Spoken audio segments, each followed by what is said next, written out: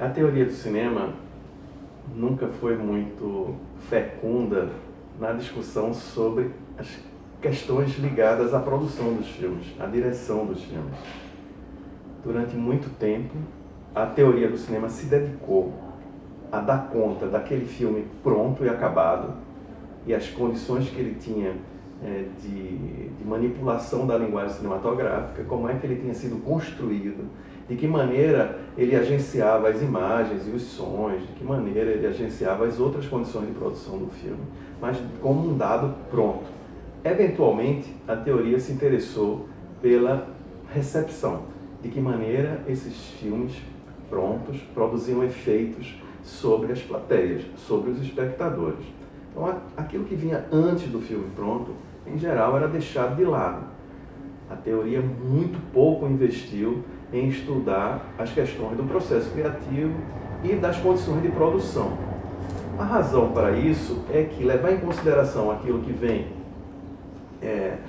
antes do filme pronto são considerações muito complexas, que demoram muito para serem compreendidas e demoraram muito para chegar de fato na teoria. Só nos últimos anos a teoria vem de fato investindo na compreensão dos fatores de produção e naquilo que a gente chama de processo criativo. Como dar conta do processo criativo? Como é que a teoria tem tentado fazer isso? Ela tem tentado fazer isso a partir da discussão de o que é que leva um determinado diretor, por exemplo, a tomar certas decisões. Como é que ele toma as decisões que ele toma?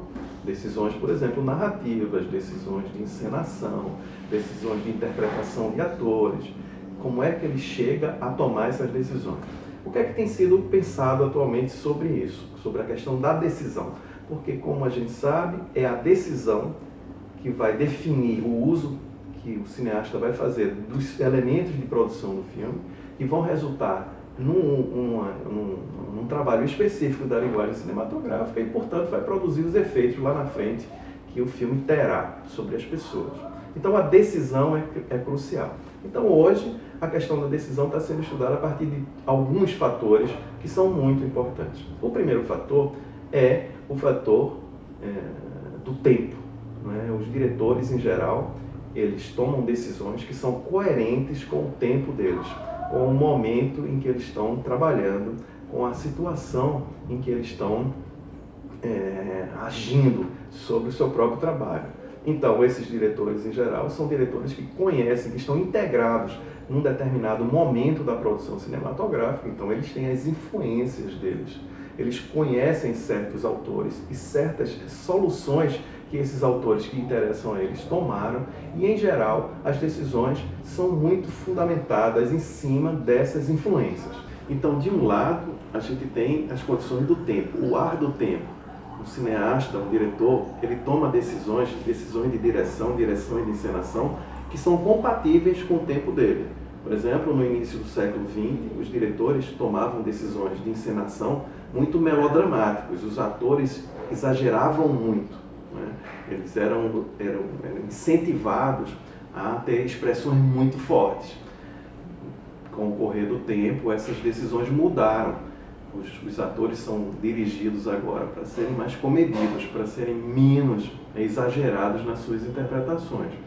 Mas isso depende também. Existem lugares em que a encenação ainda é muito exagerada, existem estilos de filmes em que os atores ainda interpretam de maneira muito exacerbada, e outros lugares onde eles são excessivamente muito comedidos. Né?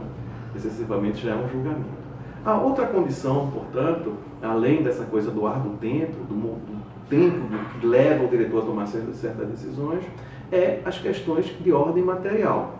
Por exemplo, se um roteiro define que um cineasta vai fazer uma cena numa chuva, dois atores caminhando numa rua à noite na chuva, eventualmente esse desenho, esse projeto que está embutido na ideia do roteiro, que é um elemento narrativo importante eventualmente na construção da história lá, ele precisa ser realizado. Mas aí existem as condições materiais de se filmar à noite, de se filmar, de se produzir uma chuva quando não está necessariamente chovendo, de colocar os dois atores interpretando nessas condições de tempo, nessas condições de trabalho. E o diretor toma decisões que são compatíveis com as condições materiais que ele tem naquele momento em que ele está filmando. Se a gente junta esses dois elementos, a gente vai ver que isso tem a ver com uma encomenda. Qual é a encomenda que um diretor tem quando ele vai fazer um filme? Quem é que está bancando esse filme? Quais são os interesses que estão por trás dessa encomenda? Ele vai passar isso pelo filtro das suas condições de um trabalho coletivo, condições de um trabalho muito tecnológico, o ar do tempo, a partir das suas condições materiais, e isso vai ser filtrado e vai resultar lá na frente num determinado produto, num determinado padrão, que é aquilo que vai, de alguma forma, condensar o estilo desse diretor. Então a gente percebe claramente que, longe de serem decisões autorais nesse modo de entender a autoria como uma coisa idealizada, o diretor pode tudo, o diretor resolve tudo, né? Tem umas frases famosas de alguns diretores que a coisa mais gostosa no cinema é que você pode fazer qualquer coisa. Na verdade, você não pode fazer qualquer coisa. E aquilo que você faz é aquilo que você pode fazer a partir das condições que você tem e a partir das influências que movem o seu próprio trabalho.